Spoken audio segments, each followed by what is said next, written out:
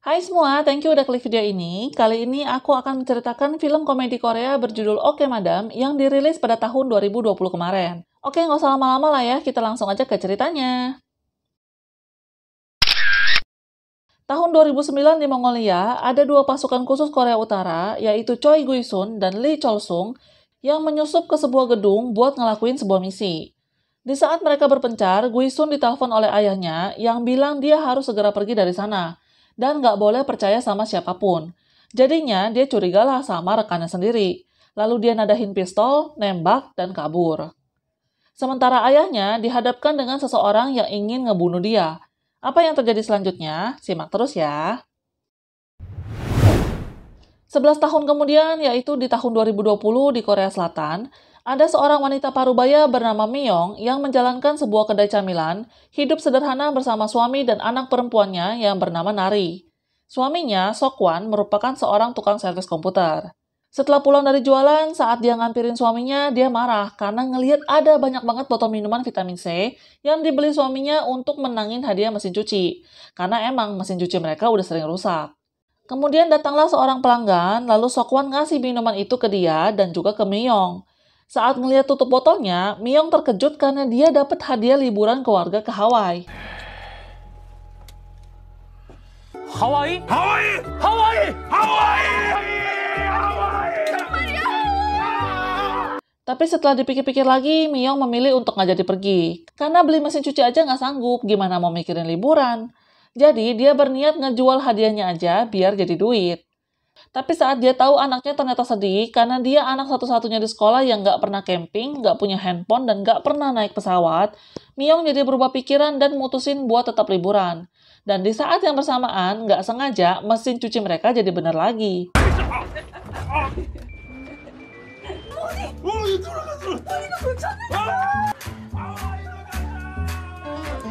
Di sisi lain, Chol-sung bersama dengan beberapa anggotanya menyamar jadi orang Cina dan datang ke Korea Selatan karena dengar Guisun ternyata selama ini melarikan diri ke sana dan saat ini akan melakukan penerbangan juga ke Hawaii. Salah satu anggota mereka nggak bisa bahasa Cina, jadi disuruh diam aja selama penerbangan. Nah, dia ini salah satu yang nyumbang banyak adegan komedi. Nanti aku sebut aja si A ya. 입으로 어떻게 담으니까 비행기 열 몇 시간 동안 잠깐만, 이거 안 돼. 승 여부부터 확인을 좀 해봐야 될 것 같아요. Saat di pesawat, Sokwan duduk terpisah dari istri dan anaknya karena mereka dapat tawaran gratis untuk upgrade ke kelas bisnis. Di sebelahnya, ada seorang kakek yang ngajak dia ngobrol karena mereka sama-sama sendirian.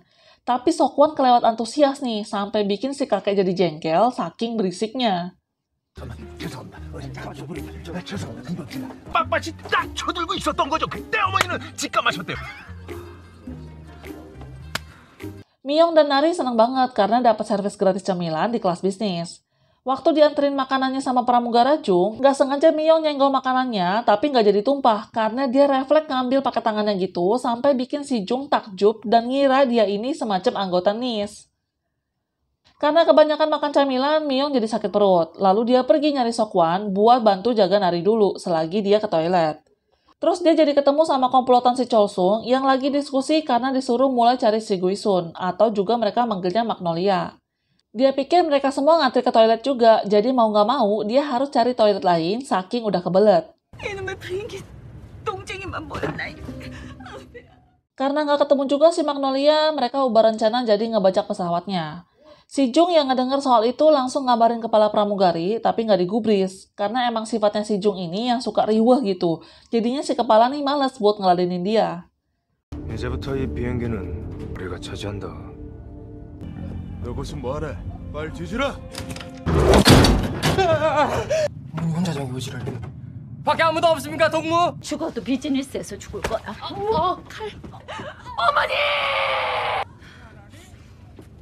너 똑같구나 야. 시엠이 놀리는 거. Pihak NIS yang ngedengar soal kabar pembajakan itu ngerasa sedikit lega karena ada salah satu anggota mereka yang kebetulan ada di penerbangan itu. Tapi nyatanya nggak ada gunanya sama sekali karena si agen ini saking nervousnya dia makan obat tidur apa obat penenang gitu sampai sebotol. Alhasil jadi kebablasan lah tidurnya. Di saat keadaan udah mulai kacau, Myung yang masih di dalam toilet belum tahu nih apa yang terjadi. Nah, karena dia lama nggak balik-balik, Seok-wan inisiatif lah buat nyari Miyong. Dan nitipin Nari ke si kakek.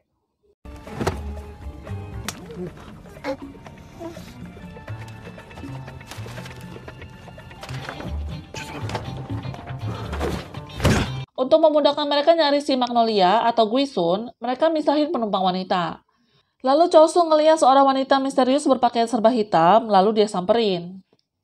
Miyong yang masih di toilet berusaha ngebela diri ketika tiba-tiba diserang oleh salah satu komplotan itu. Kok dia jago ya? Ternyata Miyong ini adalah si Magnolia alias Guisun. Jadi Miyong sama dengan Magnolia sama dengan Guisun yang selama ini menghilang. Dia disuruh ayahnya untuk melarikan diri ke Korea Selatan untuk memulai hidup baru, makanya dia operasi plastik. Dan perempuan misterius yang wajahnya mirip sama Magnolia waktu muda adalah seorang artis bernama Ansera.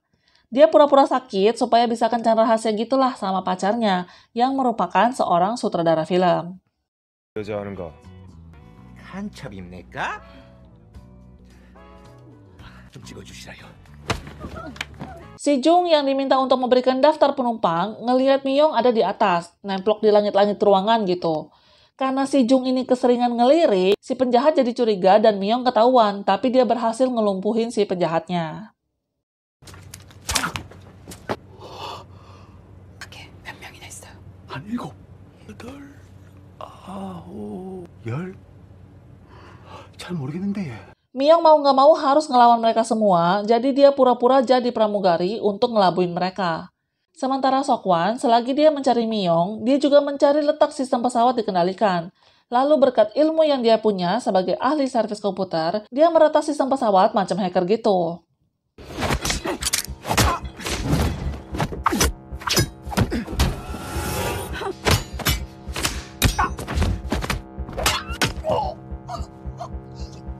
Jung yang lagi nyari senjata darurat buat Miyong ketemu sama Seok-wan dan kaget karena ternyata Seok-wan adalah seorang anggota NIS. Tapi udah pensiun, jadi pada saat dia nyoba ngabarin pihak NIS soal pembajakan pesawat, dia nggak dibolehin ikut campur.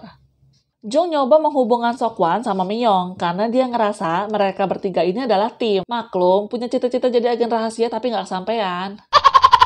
Dia kemudian pergi lagi ke ruangan yang ada senjata-senjata, lalu menemukan si penjahat A ada di situ. Lalu karena dia ingat, dia dengar soal misi pembajakan pesawat itu dari si A ini, jadinya diikatlah sama dia. Ngerasa rutenya berubah lagi, Chosun nyuruh pilot untuk kembali ke rute mereka, tapi nggak bisa. Lalu dia ngelihat Seok-wan yang lagi ngotak-atik sistem, dan akhirnya Seok-wan jadi ketangkep. Karena ngelihat suaminya udah ketangkep, Miyong jadi nggak bisa berkutik dan ikut ketangkep juga. Saat mereka lagi disekap, terungkaplah kalau Seok-wan ini ternyata tahu masa lalu si Miyong. Dia ini memang awalnya ditugasin untuk ngawasin Miyong, tapi setelahnya dia malah jadi jatuh cinta karena ngelihat Miyong sosok perempuan yang baik hati. Dan untuk ngejaga perasaan Miyong supaya nggak salah paham juga, dia mutusin untuk keluar dari NIS dan jadi orang normal aja. Dia pun nggak ngasih tahu Miyong kalau dia ini mantan anggota NIS. Dia juga bilang dia nggak peduli sama masa lalu Miyong, karena baginya Miyong adalah istrinya dan juga ibu dari anaknya.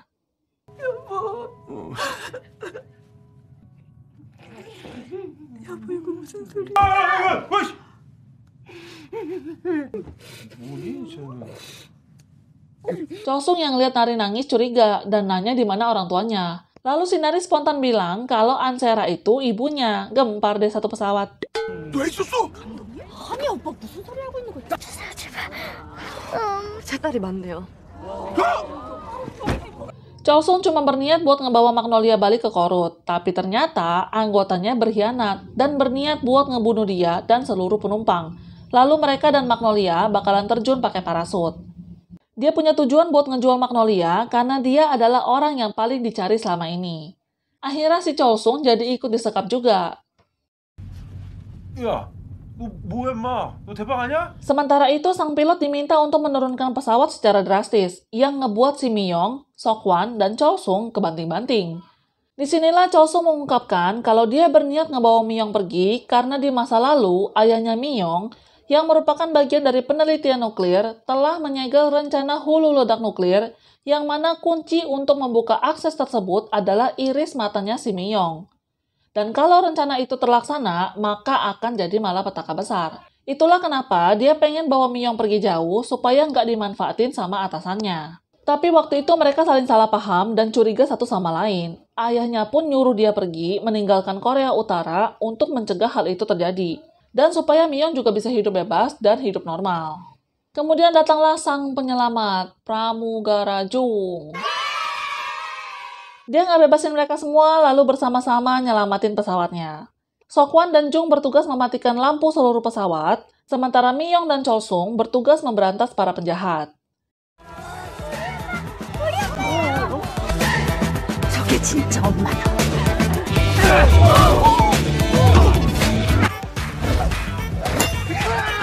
무슨 애가 아무한테나 엄마라 그래.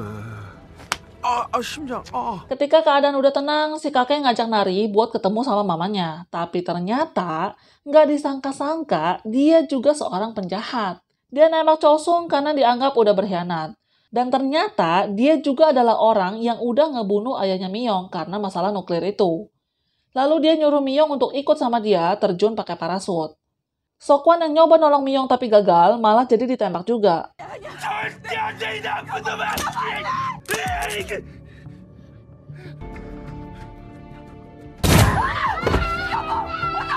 Miyong akhirnya mau nggak mau ngikutin kemauan si kakek itu. Ketika pintu pesawat dibuka, Nari lari dan ngelempar boneka yang dia pegang ke arah mamanya, yang ternyata adalah bom yang disiapkan oleh si kakek. Jadi sebelumnya, ketika Seok-wan ditembak, Miyong yang lagi meluk Nari ngebisikin sesuatu. Dia nyuruh Nari untuk ngelempar boneka itu ketika dikasih aba-aba.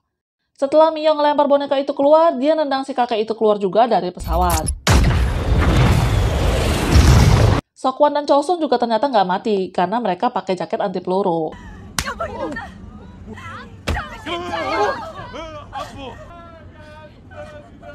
뭐다 주워서. 비는 한국 드라마를 너무 보셨네. Setelah mereka ngucapin perpisahan, Chol-sung turun dari pesawat menggunakan parasut dan para penjahat lainnya diiket-iketin sama para penumpang. 이분은 승객 아니에요? Karena perjalanan yang kacau, pihak NIS memerintahkan pesawat untuk kembali. Tapi Seok-wan dan penumpang lainnya bersikeras tetap ingin melanjutkan perjalanan ke Hawaii. 무슨 얼어 죽을 하와이야. 이게 바꾸란 거 안 보여? 우린 무조건 하와이로 가야 돼요. 하와이. 이분 아니었으면 우리 다 죽었을 거 아니에요. 안 그래요, 여러분?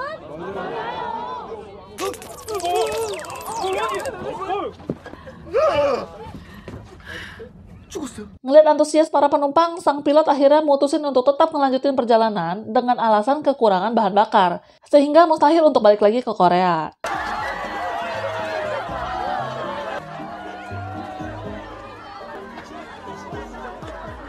Setelah sampai di Hawaii, Miyong mengetahui fakta kalau liburan mereka bukanlah hadiah dari minuman, tapi emang sengaja direncanain Seok-wan dengan cara itu. Karena dia tahu nih, Miyong nggak bakalan mau liburan kalau tahu bakal ngeluarin duit banyak. Dan ceritanya pun selesai. Sekian alur cerita kali ini, thank you for watching, bye-bye.